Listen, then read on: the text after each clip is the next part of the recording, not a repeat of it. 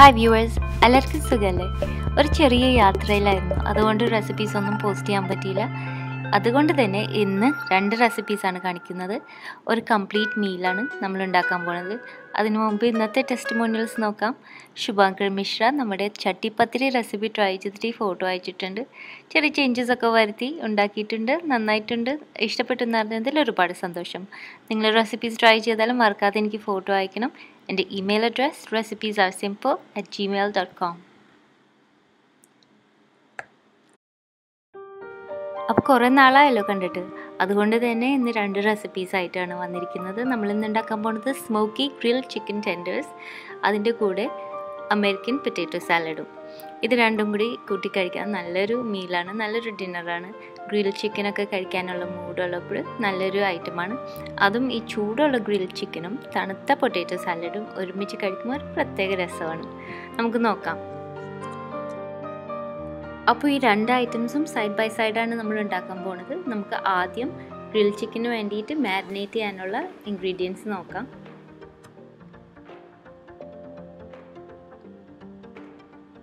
അപ്പോൾ ഇതിനു വേണ്ടി ഞാൻ എടുത്തിരിക്കുന്നത് 600 gram boneless chicken tenders. Chicken ടെൻഡേഴ്സിന് ചിക്കൻ ഫിലേറ്റിനും പറയും. അത് നമ്മുടെ ചിക്കൻ ബ്രസ്റ്റിൻ്റെ അടിഭാഗത്തുനിന്ന് ഒരു പീസ് മീറ്റ് ഇങ്ങനെ തൂങ്ങിക്കിടക്കുന്നത്, അതിനാണ് ഈ ചിക്കൻ ഫില്ലറ്റ് എന്ന് പറയുന്നത്. ബോൺലെസ് പീസായിട്ട് കിട്ടുന്നതാണ്. പാക്കറ്റിൽ ചിക്കൻ ഫില്ലറ്റ് എന്നും പറഞ്ഞ് ഇത് കിട്ടുന്നതാണ്. അപ്പോൾ 600 ഗ്രാംസ് ആണ്. ഇത് കഴുകി ഒന്ന് ഡ്രൈ ചെയ്തതിന് ശേഷം ഇതിൻ്റെ ഒരു വൈറ്റ് ടെൻഡൻ പോർഷൻ ഉണ്ട്, ഞാൻ ഈ വെട്ടിക്കളയുന്ന ഭാഗം, അത് നമുക്ക് വെട്ടിക്കളഞ്ഞേക്കാം. കാരണം അത് കടിക്കാനൊരു രസമില്ല. പിന്നെ ഇപ്പോൾ നിങ്ങൾക്ക് ചിക്കൻ ടെൻഡേഴ്സ് അല്ലെങ്കിൽ ചിക്കൻ ഫിലേറ്റ് ആയിട്ട് വാങ്ങിക്കാൻ കിട്ടുന്നില്ലെങ്കിൽ ചിക്കൻ ബ്രസ്റ്റ് തന്നെ ഉപയോഗിക്കാം. ചിക്കൻ ടെൻഡേഴ്സ് ആകുമ്പോൾ ഒന്നും കൂടി ടെൻഡറാണ് അത് കുക്ക് ചെയ്ത് വരുമ്പോൾ. അപ്പോൾ ഇത് നമുക്ക് ഒരു ബൗളിലേക്ക് ആഡ് ചെയ്യാം. ഈ ചിക്കൻ ഫിലേറ്റ് ചെറിയ പീസസ് ആക്കണില്ല, നീളത്തിൽ തന്നെയാണ് നമ്മൾ യൂസ് ചെയ്യാൻ പോകുന്നത്. 600 ഗ്രാം 600 ഗ്രാംസ് ചിക്കൻ ആയിരുന്നു നമ്മൾ യൂസ് ചെയ്തിരുന്നത്. ഇതിലേക്ക് ഒരു വലിയ സവാള സ്ലൈസ് ചെയ്തത് ആഡ് ചെയ്യുന്നുണ്ട്. 4 വലിയ അല്ലിയുള്ള വെളുത്തുള്ളി ക്രഷ് ചെയ്ത് പേസ്റ്റ് ആക്കിയത്. പിന്നെ നമ്മൾ ആഡ് ചെയ്യാൻ പോകുന്നത് 2 ടീസ്പൂൺ സ്മോക്ഡ് സ്വീറ്റ് പാപ്രിക്കപ്പൊടി നമ്മുടെ റെഡ് ക്യാപ്സിക്കം ഉണക്കി പൊടിപ്പിച്ചതാണ്.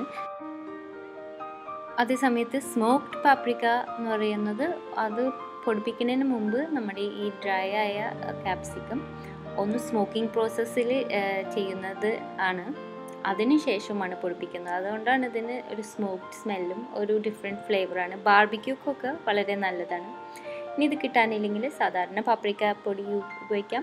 അതും ഇല്ലെങ്കിൽ നമ്മുടെ കാശ്മീരി മുളക് പൊടി ഉപയോഗിച്ചോളൂ.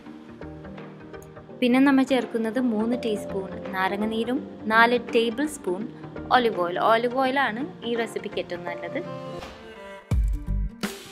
ഇതുകൂടാതെ 1/4 ടീസ്പൂൺ കുരുമുളക് പൊടിയും 3/4 ടീസ്പൂൺ ഉപ്പും കൂടി ചേർക്കുന്നുണ്ട്. ഇതെല്ലാം കൂടി ചേർത്ത് നമുക്ക് നന്നായി മിക്സ് ചെയ്ത് പരത്തി വെക്കണം. ഒരുപാട് നേരം ഒന്നും മാരിനേറ്റ് ചെയ്യേണ്ട. നമ്മുടെ പൊട്ടാറ്റോ സാലഡ് റെഡിയാക്കാനുള്ള ഇൻഗ്രീഡിയൻസ് ഒക്കെ നോക്കാം. ആ സമയം മാത്രം ഇത് മാരിനേറ്റ് ചെയ്താൽ മതി. അപ്പോൾ നമ്മൾ ഉണ്ടാക്കാൻ പോകുന്നത് ക്ലാസിക് അമേരിക്കൻ പൊട്ടാറ്റോ സാലഡാണ്. ഇതിനാവശ്യമുള്ള ഇൻഗ്രീഡിയൻസ് നോക്കാം. 5 വലിയ ഉരുളക്കിഴങ്ങ് വേണം. നമ്മൾ ഉരുളക്കിഴങ്ങ് യൂസ് ചെയ്യുമ്പോൾ ആ ഒരു ലൈറ്റ് ബ്രൗൺ കളറുള്ള ഉരുളക്കിഴങ്ങാണ് ഏറ്റവും നല്ലത് ഇതിന് വേണ്ടിയിട്ട്. പിന്നെ 5 മുട്ട വേണം, പുഴുങ്ങിയതായിരിക്കണം. മുമ്പ് തന്നെ ഒരു വലിയ സവാള ചെറുതായി കൊത്തിയരിഞ്ഞത്, 3 ടേബിൾ സ്പൂൺ സ്പ്രിംഗ് ഓണിയൻ്റെ പച്ച ഇലകൾ ചോപ്പ് ചെയ്തത്, പിന്നെ 3 ടേബിൾ സ്പൂൺ സെലറിയുടെ ഇലകൾ അതും ചെറുതായി ചോപ്പ് ചെയ്തത്, പിന്നെ 2 ടേബിൾ സ്പൂൺ ഏതെങ്കിലും ടൈപ്പിലുള്ള ക്യൂക്കുംബർ പിക്കിൾ വേണം. പിക്കിൾ റെലിഷ് ആവാം, അല്ലെങ്കിൽ ബർഗറിന് ഉപയോഗിക്കുന്ന ഡിൽ പിക്കിൾസ് ആവാം. ഏതെങ്കിലും ടൈപ്പിലുള്ള പിക്കിൾ ക്യൂക്കുംബർ ചോപ്പ് ചെയ്ത് 2 ടേബിൾ സ്പൂൺ.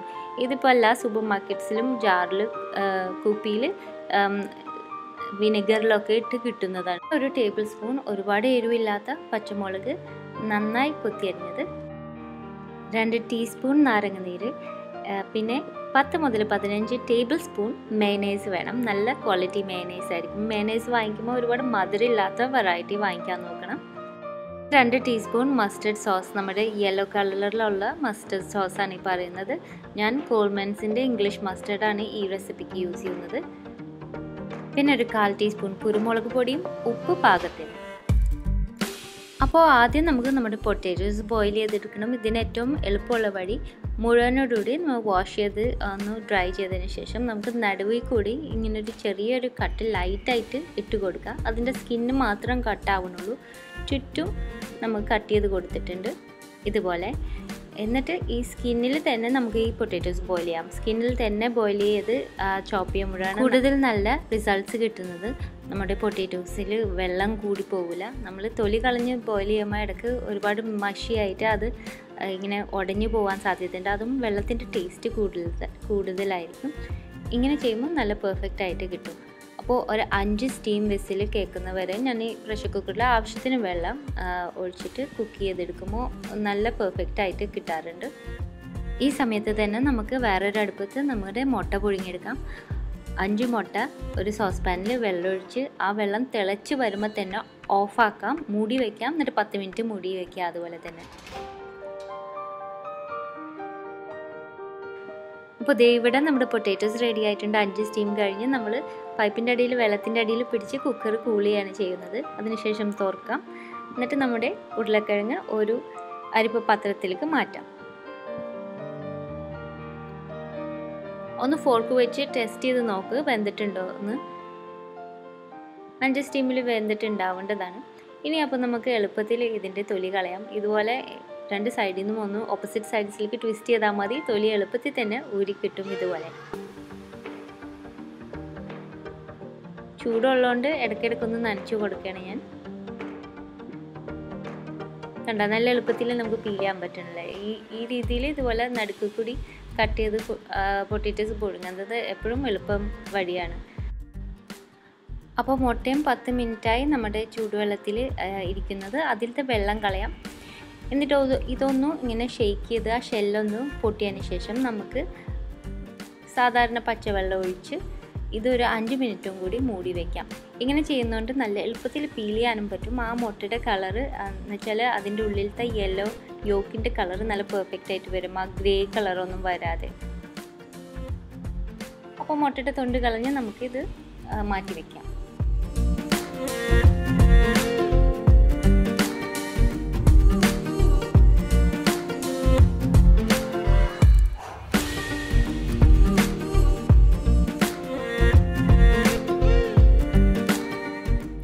അപ്പോൾ നമ്മുടെ പൊട്ടാറ്റോസ് ഒന്ന് കൂളായിട്ടുണ്ട്. ഇനി നമുക്കിത് ചോപ്പ് ചെയ്ത് ഡൈസ് ചെയ്ത് മാറ്റി വയ്ക്കാം. ഇതുപോലത്തെ സൈസ് കഷ്ണങ്ങളാക്കിയിട്ട് മാറ്റി വയ്ക്കാം. കണ്ട നമ്മളൊന്ന് ഉടച്ച് നോക്കുമ്പോൾ ഉടയുന്നുണ്ട്. നന്നായിട്ട് പാകത്തിന് വെന്തിട്ടുണ്ട്. ഇനി എങ്ങാൻ വേവ് പോരാന്ന് തോന്നണ ഈ സമയത്ത് നിങ്ങൾക്ക് മനസ്സിലാവുകയാണെങ്കിൽ ഒരു 2 മിനിറ്റ് മൈക്രോവേവിൽ വെച്ചാൽ ചൂടാക്കിയാലും ഇത് കുക്കായി കിട്ടുന്നതാണ്. അതുപോലെ തന്നെ നമ്മുടെ മുട്ട പുഴുങ്ങിയതും ഡൈസ് ചെയ്ത് അതും മാറ്റി വയ്ക്കാം. ഇതിലേക്ക് നമ്മൾ നേരത്തെ പറഞ്ഞ അളവുകളിൽ നമ്മുടെ ഇൻഗ്രീഡിയൻസ് ആഡ് ചെയ്യാം.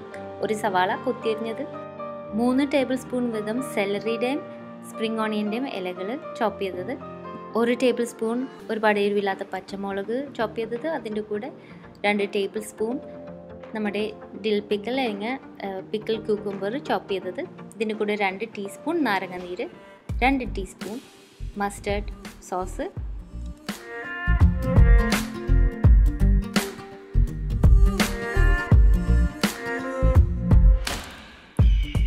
പിന്നെ മയനൈസ് ആഡ് ചെയ്യണം.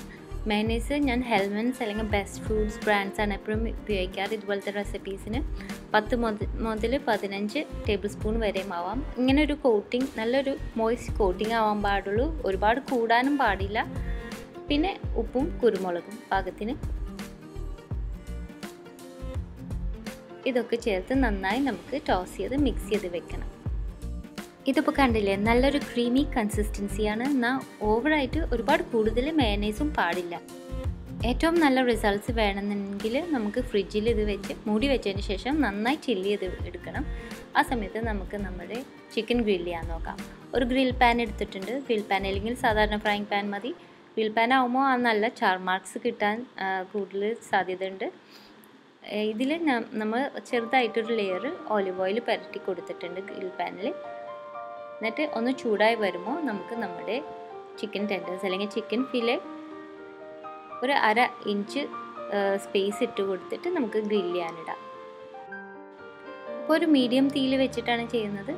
ഇത് ഒരു സൈഡ് ഒന്ന് ഗോൾഡൻ ഇതുപോലത്തെ ആ ഗ്രില്ലിൻ്റെ മാർക്സ് വീഴുന്ന വരെ നമുക്ക് കുക്ക് ചെയ്തെടുക്കണം. തീ കൂട്ടി വെക്കരുത്, ഒരു മീഡിയം തീ പാടുള്ളൂ. ഒരു സൈഡ് ഒരു 2-3 മിനിറ്റ് എടുക്കുകയുള്ളൂ മാക്സിമം. ചിക്കൻ എപ്പോഴും ഞാൻ പറയാറുള്ളതാണ്, ഒരുപാട് കൂടുതൽ കുക്ക് ചെയ്താൽ ചിക്കൻ ഡ്രൈ ആവും. എസ്പെഷ്യലി ബോൺലെസ് പീസസ് ഇതുപോലെ ചിക്കൻ ബ്രസ്റ്റ് അല്ലെങ്കിൽ ചിക്കൻ ഫിലേറ്റ് ആകുമ്പോൾ ഒരുപാട് ഡ്രൈ ആയി പോകും, ടേസ്റ്റ് കുറഞ്ഞു പോകും. ഒന്ന് ടെൻഡറാണെന്ന് അറിയുമ്പോൾ തന്നെ നമുക്ക് ഇത് പാനിൽ നിന്ന് മാറ്റാം. ആ ഗ്രില്ല് ചെയ്ത സവാളയുടെ കഷ്ണങ്ങളൊക്കെ ആദ്യം തന്നെ മാറ്റി കൊടുക്കാം, അല്ലെങ്കിൽ അത് കൂടുതൽ കരിഞ്ഞു പോകും. പക്ഷെ ഇത് ഈ ചിക്കൻ്റെ ഒപ്പം തന്നെ ഇട്ട് ഗ്രില്ല് ചെയ്യുമ്പോൾ നല്ലൊരു ഫ്ലേവറാണ്, ബാർബിക്യൂക്കൊക്കെ പറ്റിയൊരു ടേസ്റ്റ് കിട്ടും അതിന്. അപ്പോൾ ഇതുപോലെ തന്നെ നമുക്ക് റിപ്പീറ്റ് ചെയ്യാം ബാക്കിയുള്ള ചിക്കൻ ടെൻഡേഴ്സ് അല്ലെങ്കിൽ ചിക്കൻ ഫിലെ വെച്ചിട്ട്.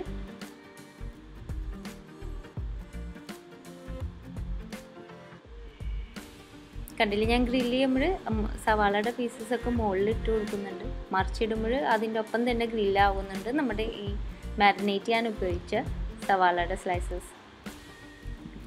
ഗ്രിൽ ചെയ്ത് കഴിഞ്ഞ പീസസ് നമുക്ക് ഫോയിൽ പേപ്പർ വെച്ച് മൂടി വെക്കാം ചൂടാറാതിരിക്കാൻ.